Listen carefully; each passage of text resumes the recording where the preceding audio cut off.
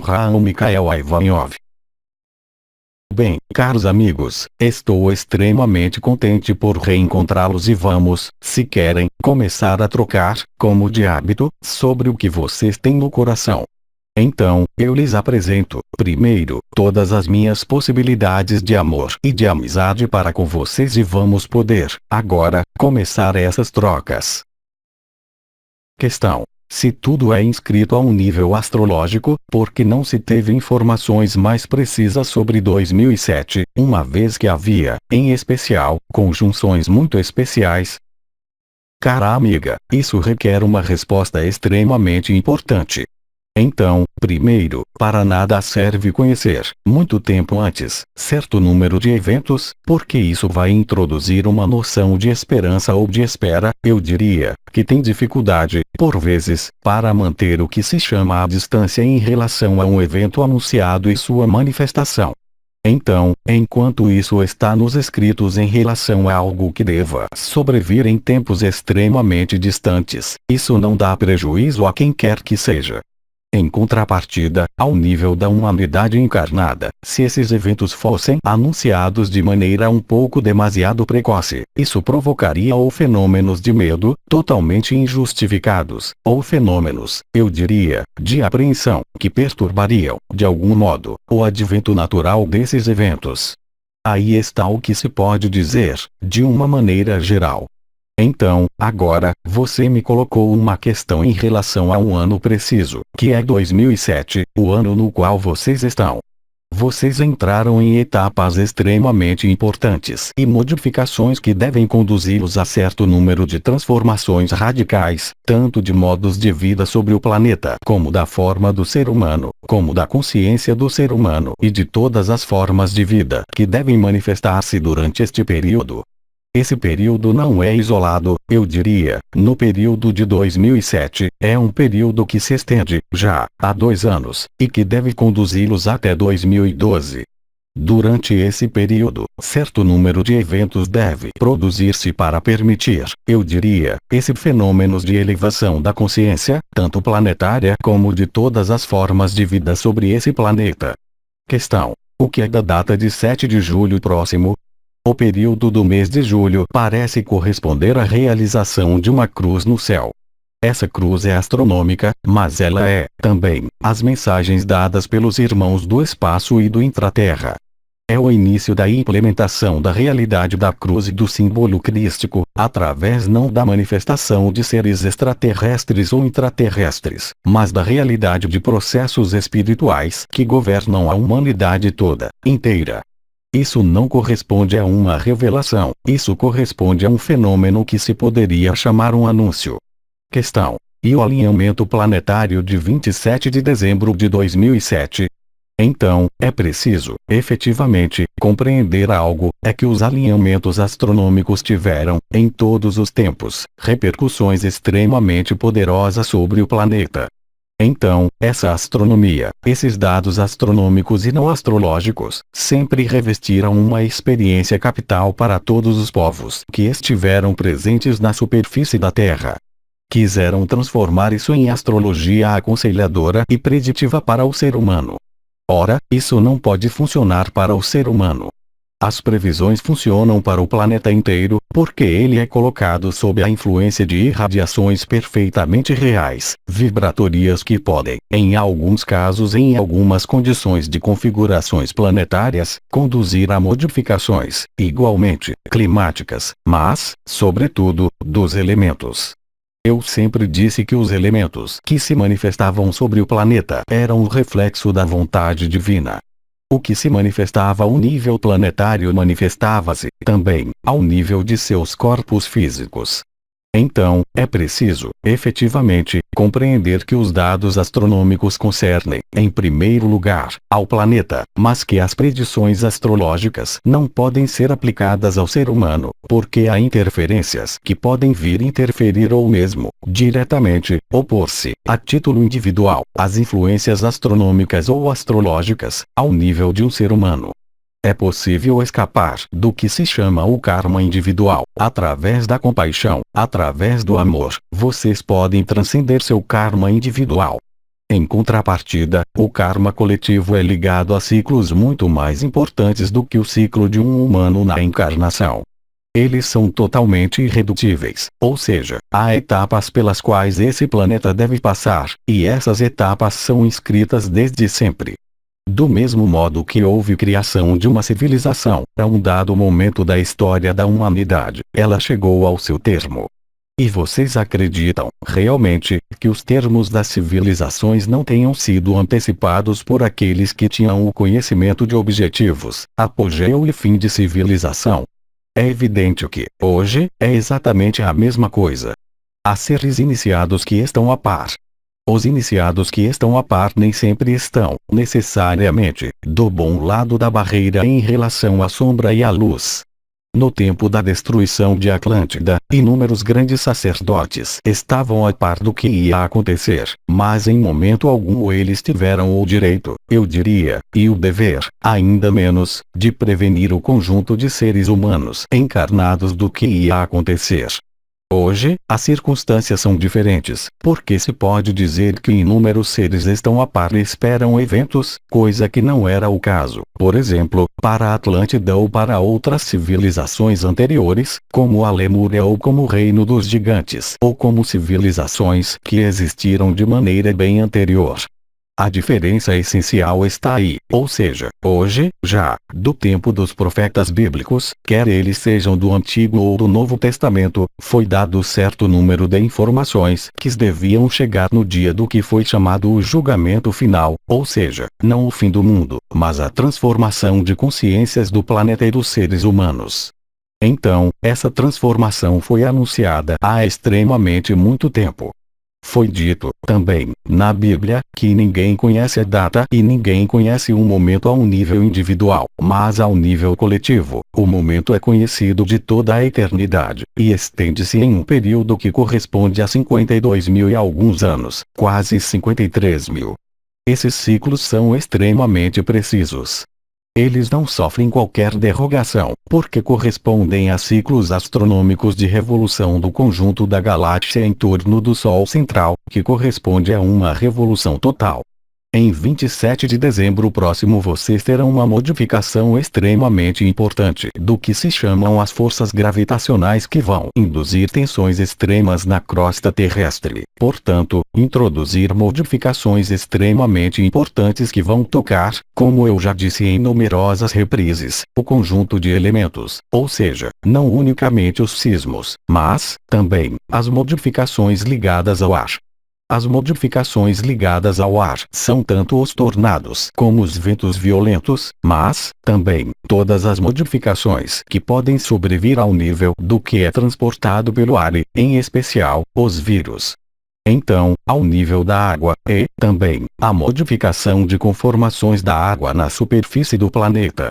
O que era a forma gasosa vai tornar-se sob a forma líquida. O que era sob a forma glacial vai tornar-se sob a forma água, diretamente. Isso é a modificação dos elementos. No que concerne ao fogo, vocês podem ver, através da manifestação dos vulcões, períodos de purificação no interior das montanhas.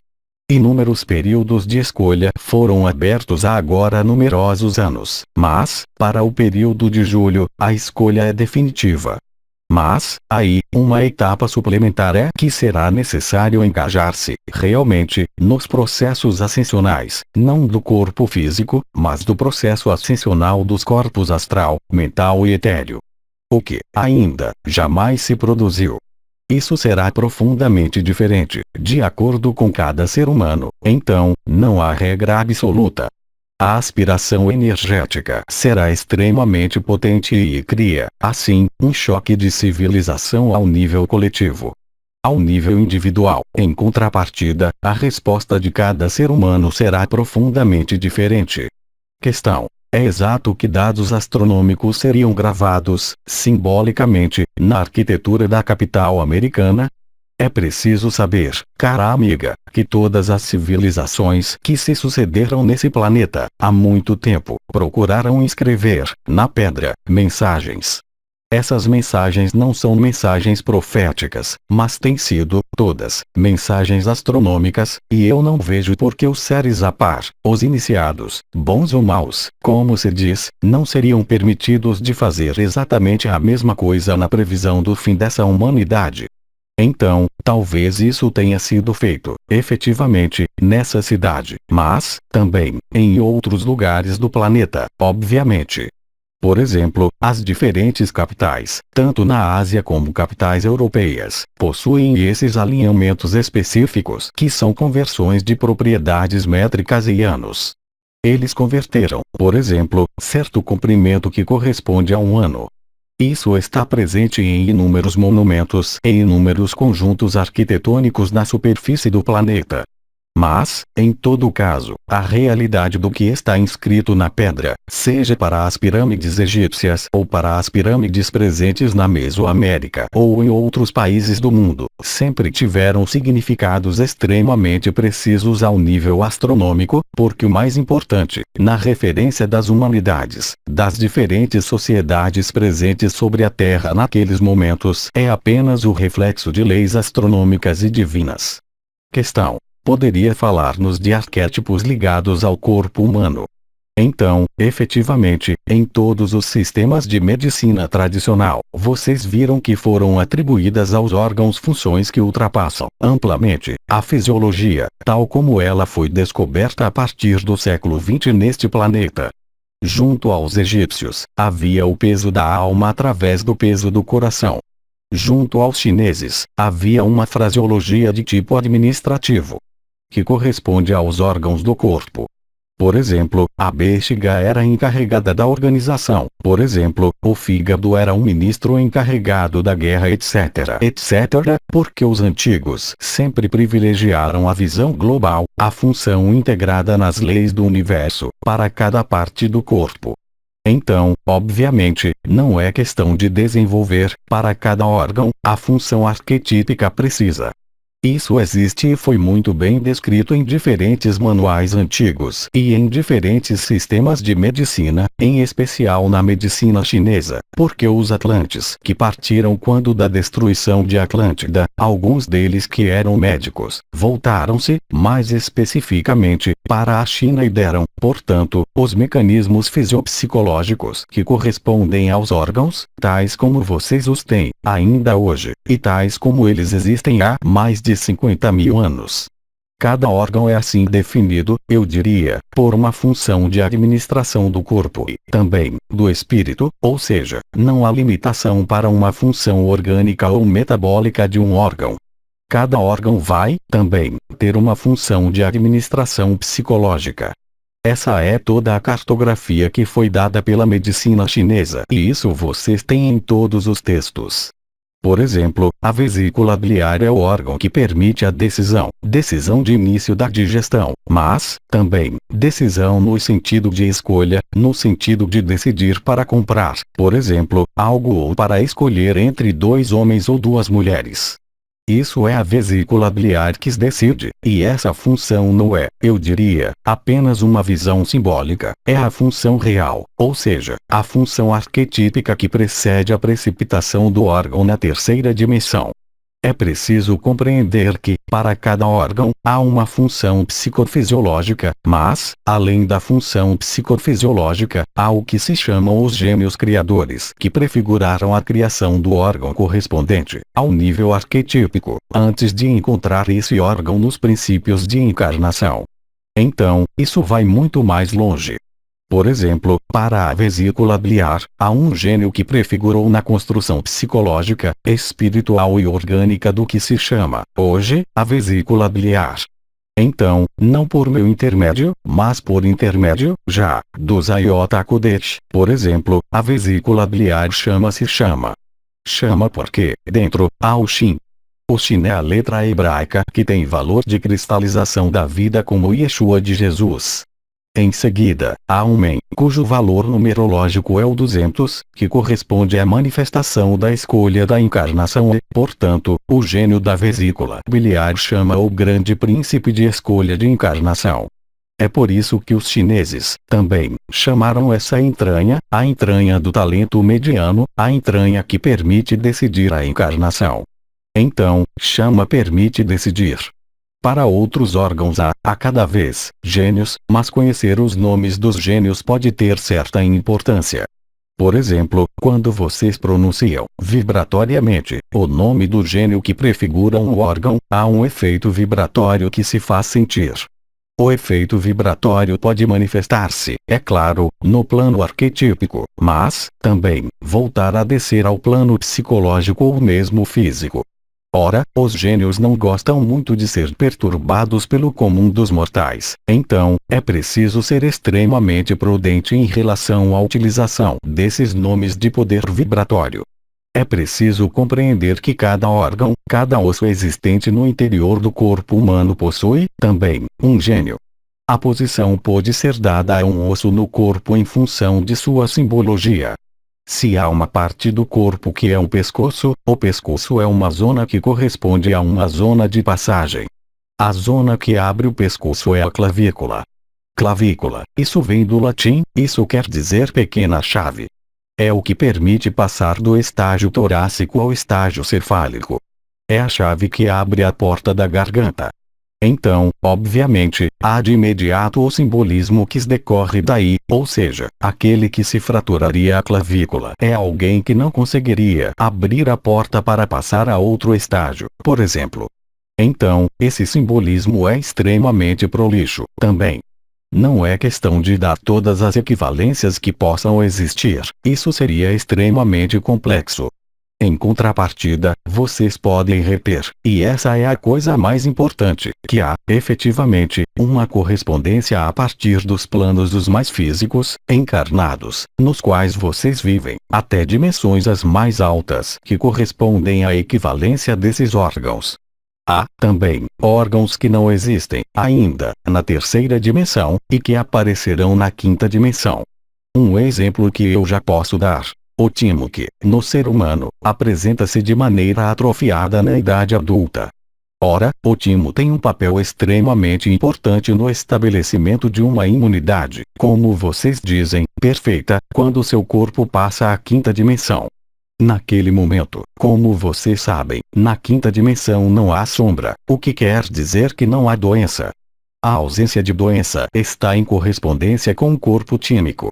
Com o timo que se desenvolve há, também, glândulas endócrinas que estão no estado atrofiado junto aos seres humanos de terceira dimensão. Uma, por exemplo, que está atrás da carótida, que se chama a glândula alta maior, que é uma glândula assimilada ao seio carotidiano que regula, eu diria, a tensão arterial.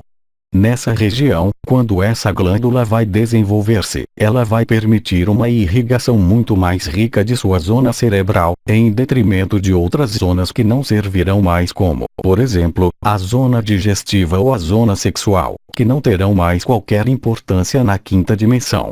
Haverá uma redistribuição vascular para o cérebro, obviamente, e para o coração. Em minha vida, eu já falei de tudo isso, de órgãos e de vísceras, a cada vez em relação à língua simbólica, tanto ligada à astrologia como ligada aos arquétipos. Questão: o que é da correspondência entre órgãos e vogais? É uma correspondência que foi dada, que os chineses chamaram os 5 movimentos, ou seja, os grandes elementos e movimentos que governam a vida. Então, aí, vocês permanecem em uma noção fisiológica, energética, se preferem, mas absolutamente não espiritual. O primeiro passo é a vibração, e a vibração não é aquela das vogais. É a vibração da pronúncia dos gênios que correspondem aos órgãos, uma vez que o gênio sacrificou-se, ele também, através do arquétipo, para a criação do corpo. Questão: se não se fala o hebraico, pronuncia-se os nomes hebraicos com uma conotação específica, isso pode influenciar o processo.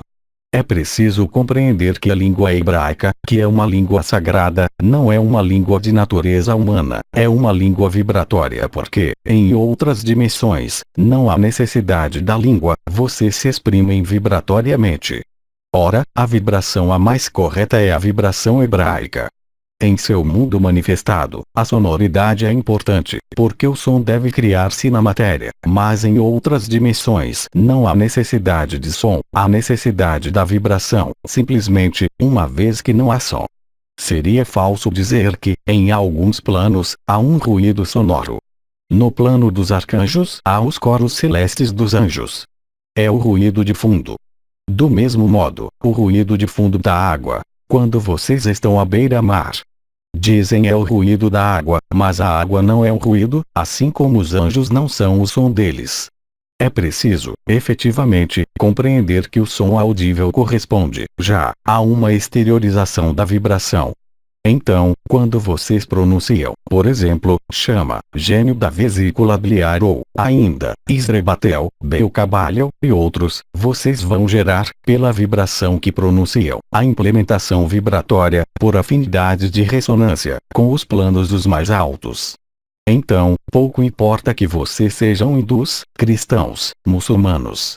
Isso não tem qualquer espécie de importância. Então, depois, vocês podem inclinar-se sobre o significado de quando pronunciam chama. Eu expliquei, há pouco, que era feito da letra Shin e da letra Men. Do mesmo modo, para tudo o que é pronunciado vibratoriamente, pode-se remontar à etimologia precisa da letra hebraica. Então, a letra hebraica remonta ainda a algo que é anterior ao gênio cabalístico, que prefigura a criação de diferentes constituintes do corpo. Quando vocês entram na letra hebraica, entram na constituição de sistemas solares, diretamente, porque cada letra hebraica corresponde a uma constelação e a uma harmônica desempenhada por um conjunto de constelações. Há um exemplo que vou dar. A letra Lamed no hebraico, a configuração corresponde a uma estrela que é próxima das Pleiades, a vibração dessa estrela com a estrela das Pleiades gera o Lamed.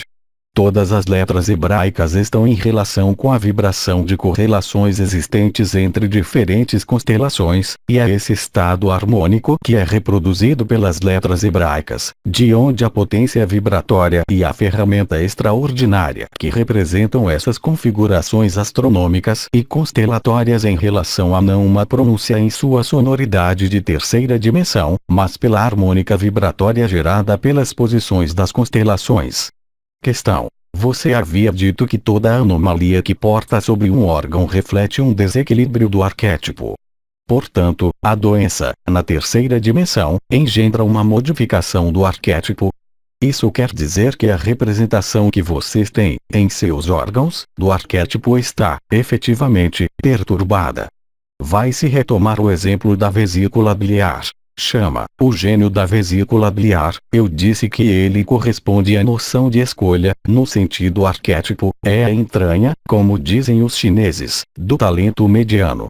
Essa noção de escolha é exprimida, também, nos níveis arquetípicos, se seu caminho kármico, seu caminho pessoal, seu caminho transgeracional evoca em sua vida, ou nas vidas passadas, uma zona de sombra em relação ao fato de não ter sabido escolher, de não ter querido escolher. Obviamente, o arquétipo vai encontrar-se deformado no interior de vocês e vai provocar uma doença. Obviamente, a representação do arquétipo em seu corpo tornou-se, portanto, falso. A doença está aí. Similar para as emoções. Existem, também, gênios para todas as emoções.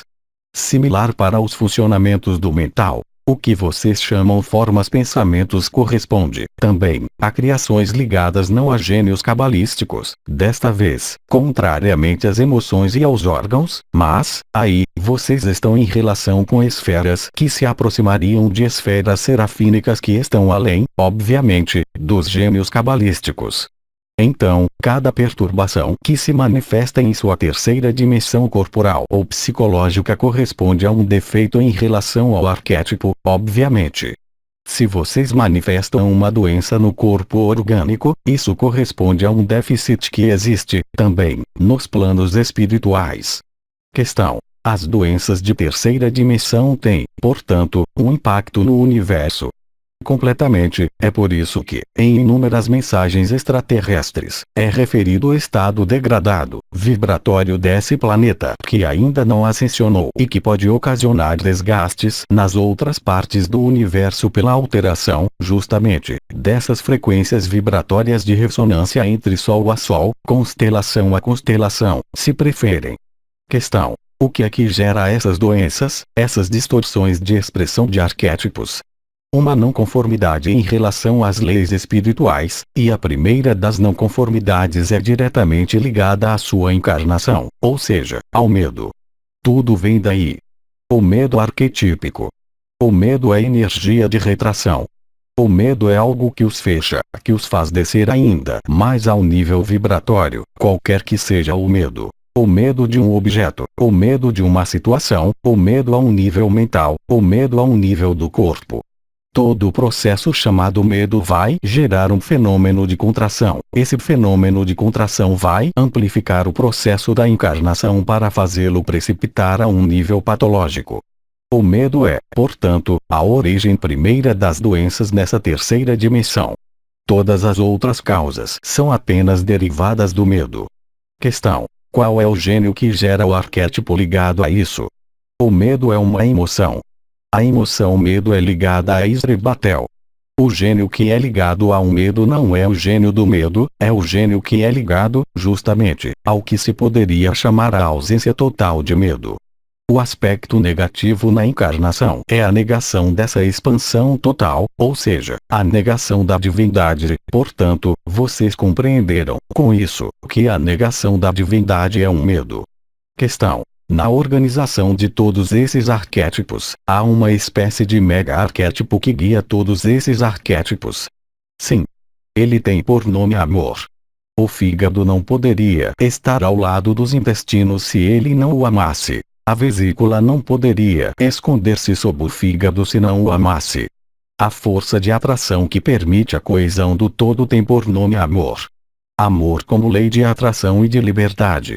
Questão: então, qual é o gênio a quem se pode recorrer para esse amor? Então, aí, não é um processo ligado a um gênio. O amor não é uma emoção, não é um órgão, mesmo se tem a tendência a querer dizer que o amor é o coração. O amor está no coração, irradia no coração, mas o amor não é o coração. O amor são as forças gravitacionais, é a atração de um planeta para seu Sol, é a atração do elétron para seu núcleo. Essa força não é ligada a um gênio cabalístico porque, aí, vocês estão na consciência pura. Vocês são amor e, se não manifestam o amor que são, vocês entram no medo. É tão simples assim. Questão: qual é o meio, então, de recentrar-se nesse amor? Não há meio, porque vocês são, ao mesmo tempo, o meio, o objetivo, a fonte e a origem e a finalidade dessa energia. É um processo chamado revelação. Não é um processo dinâmico externo a vocês. Não há fonte exterior, uma vez que vocês são a fonte. Vocês são, ao mesmo tempo, o objetivo e a origem. É uma tomada de consciência que pode conduzir a isso, não é uma técnica, não é um gênio exterior, não é um Deus exterior. É um processo de revelação que necessita de abrir-se, descascar-se, cada vez mais, para aterrissar no núcleo, ou seja, retirar as camadas de medo que prefiguraram a encarnação. Questão: qual é a relação entre os arquétipos e a alma? O arquétipo não é responsável da encarnação. O arquétipo existe independentemente da encarnação.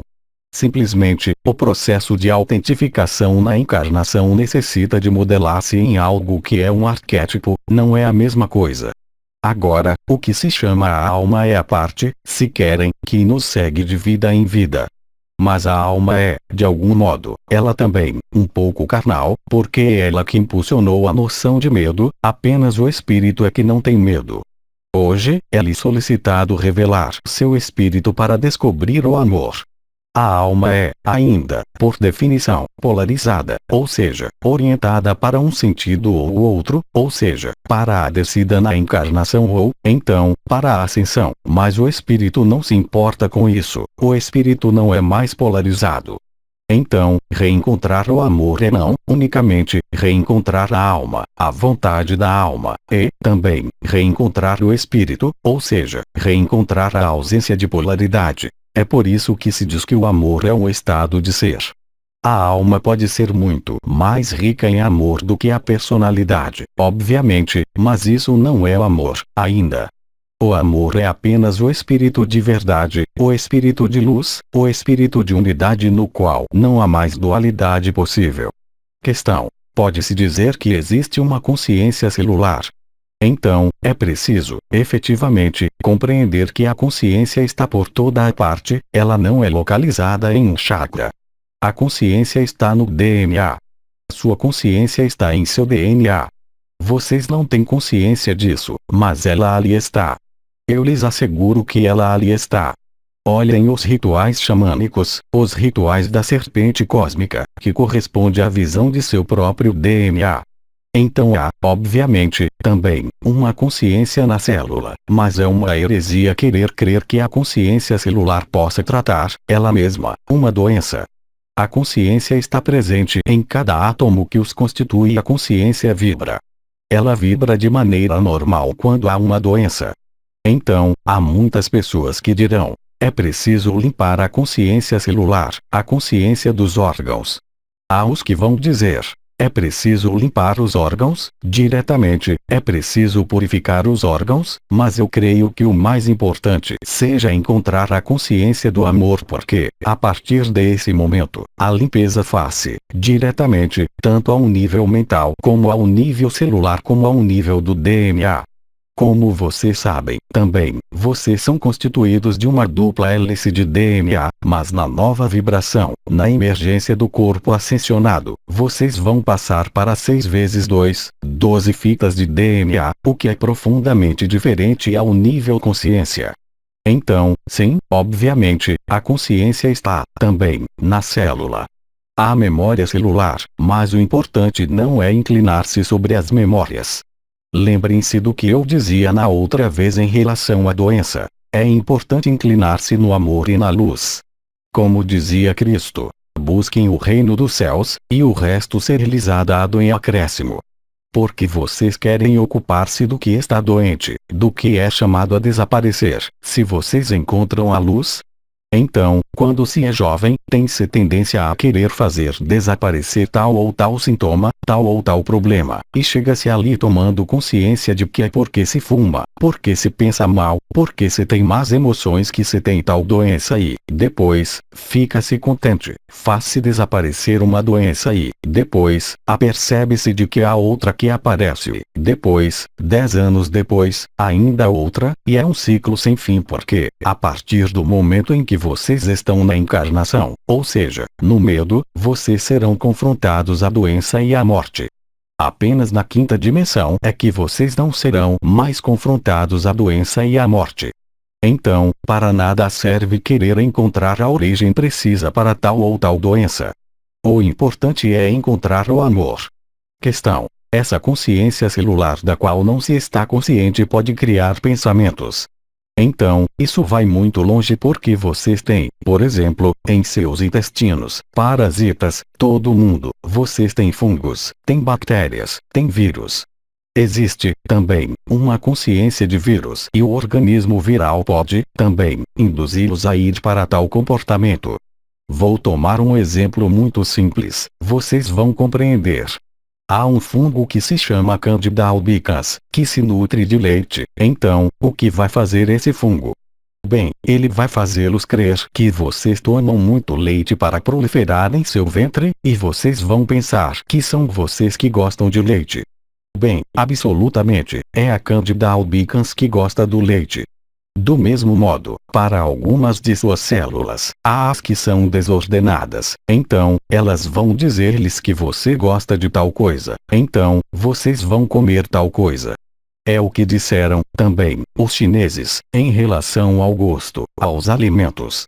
Então, nesse sentido, sim, as células ou grupos celulares podem emitir pensamentos, mas, também, seus próprios parasitas podem emitir pensamentos e induzi-los a adotar tal ou tal outro comportamento, mas para nada serve querer dirigir-se a eles.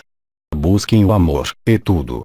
Em relação à saúde e ao corpo físico que vocês têm hoje, frequentemente foi dito que seu corpo é seu templo interior, que ele reflete a perfeição do divino. Não se esqueçam, jamais, que o Pai criou o homem à sua imagem, mas a imagem do Pai é múltipla. Caso contrário, como explicar as diferentes raças extraterrestres ou intraterrestres existentes? O que quer dizer que sua forma não é uma forma perfeita, mas que ela é uma das numerosas imagens do Pai, que vocês construíram a imagem do Pai, porque há, em vocês, o conjunto de elementos, o conjunto de constelações, o conjunto de constituintes potenciais em evolução e atuais, que refletem o conjunto da criação, desde seu nível 1 mais covarde até seu nível 1 mais amor, da primeira dimensão às dimensões as mais elevadas. Isso é muito importante a compreender, porque há apenas duas forças que governam os mundos: as forças de atração e as forças de repulsão. As forças de repulsão conduzem-nos ao medo, à encarnação, ao erro, à matéria, mas, também, à experiência. Em contrapartida, as forças de atração são forças que irão contra o medo para criar a harmonia, a unidade e o amor, no sentido mais nobre do termo. Então, em sua vida, obviamente, sempre lhes ensinaram a discernir e a compreender o que não ia para vocês ao nível do corpo, ao nível da cabeça. Em seguida vocês precisaram estabelecer correlações, sejam psicológicas ou fisiológicas, entre tal perturbação e tal órgão ou tal função fisiológica ou psicológica. É-lhe solicitado, agora, ir bem além de tudo isso, ir bem além do que se chamam as memórias celulares, ou ir bem além da compreensão de por que vocês têm tal sintoma, porque, enquanto vocês permanecem nesses níveis, vocês se farão prender nas armadilhas da compreensão mental, mesmo se isso seja resolutório, e está ótimo, para a primeira doença que se consegue resolver desse modo, mas a doença, retenham, efetivamente, ela faz parte do processo encarnante ligado ao medo. E, hoje, mais do que nunca, é-lhe solicitado passar ao amor. Ora, passar ao amor necessita de fazer abstração do medo, portar toda a sua consciência para o amor. A partir do momento em que vocês exprimem o medo para seu corpo, para sua vida, para suas finanças, para sua mulher, vocês exprimem a distância em relação à divindade, ao nível do corpo. É exatamente a mesma coisa. Então, obviamente, às vezes, vocês vão dizer-me, é importante saber que, se se tem dor no ventre, é porque não se suporta tal produto e é preciso ir mais longe no raciocínio. Porque eu não suporto tal produto? Mas isso é, ainda, o medo. E, depois, há uma diligência que é muito mais real, que consiste em cultivar, cada vez mais, o amor, porque quanto mais o amor nascer, menos o medo poderá manifestar-se. Naquele momento, as doenças ligadas à encarnação poderão desaparecer, sobretudo hoje, o que não era o caso há 40 ou 50 anos, obviamente. Mas, hoje, vocês estão no fim de ciclo. É-lhe solicitado, hoje, passar no exame final para ascensionar, e vocês não poderão ascensionar com seus medos, vocês apenas poderão ascensionar com o amor. É por isso que lhes é solicitado, em todos os ensinamentos que vocês recebem, hoje, para dirigir-se para esse amor e não procurar desvendar os emaranhados de seus karmas, de suas transgerações, de seus medos. Não procurem apontar com o dedo o medo, porque não é vendo que ele vai desaparecer, é apenas inundando-o de amor. Portanto, a única coisa que vocês têm a desenvolver é a consciência de si mesmos, porque o amor não é uma força, mesmo se ele represente a atração, não é uma emoção, é algo que se descobre no interior de si, porque ele está aí, de toda a eternidade. Bem, caros amigos, eu lhes agradeço e eu lhes digo, talvez, até breve. Obrigado a vocês, e recebam todo o meu amor e a minha bênção e até breve. Aos 3 Dimensão, 11 de abril de 2007.